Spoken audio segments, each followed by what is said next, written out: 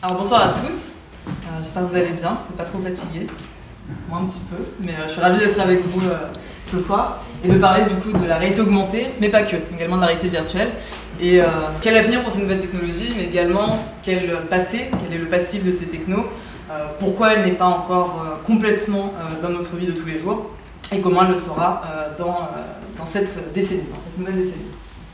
Donc très rapidement, quelques mots sur moi. Je m'appelle Soraya Javert, je suis la cofondatrice d'Opuscope, c'est le nom de l'entreprise. Je suis la cofondatrice avec Thomas Nigro, que vous connaissez peut-être. L'entreprise va avoir 4 ans là, samedi, donc voilà, on commence, ça fait plus des bébés. Bref, donc nous sommes basés à Paris et nous sommes spécialisés donc, sur la technologie de réalité augmentée, virtuelle, mixte. Nous sommes maintenant une équipe d'un peu plus de 25 personnes. On est en pleine croissance, on sera une cinquantaine d'ici la fin de l'année. Voilà, je suis également la vice-présidente de la VR Air Association de Paris, qui est la première association de réalité augmentée de réalité virtuelle. Donc, si vous êtes intéressé justement par rejoindre aussi l'association et bénéficier du coup de l'écosystème à travers le monde, n'hésitez pas à me contacter. Et voilà, active dans pas mal de réseaux, notamment des réseaux de réalité augmentée, réalité virtuelle et de femmes entrepreneurs, parce qu'on n'est pas assez et justement on a besoin de plus de visibilité. Donc pareil, si vous êtes intéressé par rejoindre ces différents mouvements, n'hésitez pas à m'envoyer un message. Alors, on va commencer par une petite introduction de cette informatique de demain, cette informatique spatialisée. Et au final, expliquer un petit peu ces différents termes. On a souvent parlé de réalité augmentée, de réalité virtuelle, également de réalité mixte. Mais quelle est la différence? Et qu'est-ce que la réalité mixte? Ça fait depuis quelques années qu'on entend parler, ça a été surtout introduit et réintroduit en fait par Microsoft en 2015.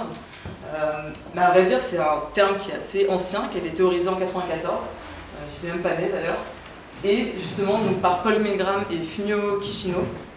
Et en fait, la réalité mixte, c'est un appareil qui est un petit peu l'appareil ultime, qui permet de couvrir tout ce spectre, qu'on appelle donc le spectre, le Reality Virtuality Continuum, qui en fait est un spectre qui va donc de notre environnement physique, réel, perçu, donc sans technologie, jusqu'à un environnement complètement virtuel. Donc cette fois, on porte un casque, on est coupé de notre environnement et on interagit dedans. La réalité augmentée, justement, qui aujourd'hui est principalement smartphone, tablette, permet donc de superposer en fait, du contenu à notre environnement à l'aide d'un écran. On a également ce qu'on appelle la virtualité augmentée, qui est donc le fait d'être dans un casque de réalité virtuelle et qui comprend l'environnement et qui amène en fait notre environnement physique dans un environnement virtuel. Et donc cet appareil ultime de réalité mixte sera en fait l'appareil qui, à terme, pas tout de suite, pas aujourd'hui, mais permettra vraiment en fait, de couvrir tout ce spectre, c'est-à-dire d'ajouter plus ou moins de virtuel dans notre environnement jusqu'à être complètement en immersion dans un autre monde. Et aujourd'hui, donc, les principaux appareils qui sont sur le marché, ce sont donc les Microsoft HoloLens depuis 2015 et le Magic Leap. Et nous sommes justement en partenariat avec ces deux entreprises et nous développons donc, une solution pour ces plateformes immersives. Pour comprendre un petit peu aussi l'état d'avancée de ces technologies, je prends un graphique de Gartner, ça vaut ce que ça vaut, mais on voit un petit peu voilà, la courbe d'adoption en général des nouvelles technologies. Comment justement chaque nouvelle technologie, que ce soit le smartphone, le PC, etc., arrive dans notre environnement de tous les jours, et aussi pourquoi la réalité virtuelle est plus mature. La réalité virtuelle, ça fait beaucoup plus longtemps que c'est sur le marché. Le premier appareil, Sensoraman en 1962, donc il y a eu plus d'itérations, on a eu plus d'appareils, alors que la réalité augmentée, au final, elle est arrivée en fait, avec ce siècle, avec ce nouveau millénaire, avec les smartphones. Et avec justement en fait, le fait de superposer de l'information. Je viens reprendre Benedict Evans, je ne sais pas si vous le connaissez, en tout cas je vous conseille de regarder ses rapports annuels justement sur l'état de la technologie, et qui reprend donc, cette fameuse S-curve.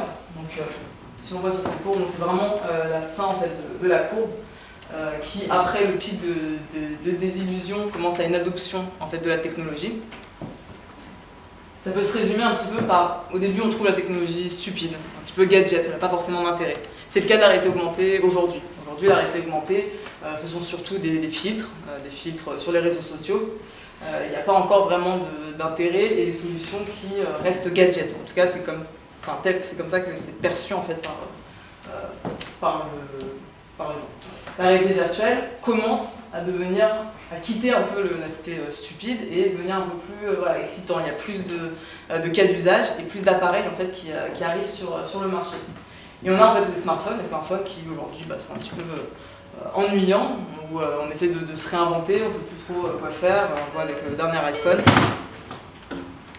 3 caméras, et justement voilà, on va bientôt aller dans le déclin en fait, après ce plateau d'adoption de la technologie, le déclin, c'est le cas du PC. Donc comment ça se traduit aujourd'hui en termes de marché? Je ne sais pas si vous connaissez l'Oculus Quest. Ouais, qui l'a déjà testé dans la salle? Ok, il y a pas mal.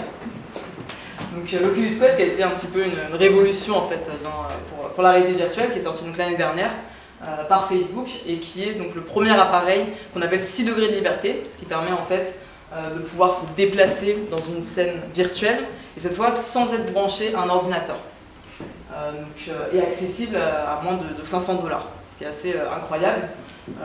Beaucoup ont parlé de l'iPod de la VR, c'est plus le Walkman de la VR. L'iPod de la VR, ça va prendre encore un peu plus de temps. La preuve, qui l'a utilisé, qui l'utilise tous les jours? Ah non. Bon, une personne, voilà, c'est quand même, c'est bien, mais c'est pas beaucoup. C'est pas encore le smartphone. Et aujourd'hui, la réalité augmentée, elle est principalement, donc, comme je l'ai dit, mobile, tablette, et qui représente un marché déjà assez conséquent, c'est plus de 1,5 milliard d'appareils qui sont compatibles réalité augmentée. Et nous, donc, on est plutôt spécialisé donc réalité augmentée, lunettes immersives, qui permet donc d'ajouter du virtuel dans notre environnement sans être coupé de cet environnement. Et on commence à y avoir des appareils qui sont accessibles. Je ne sais pas si vous connaissez les Nreal.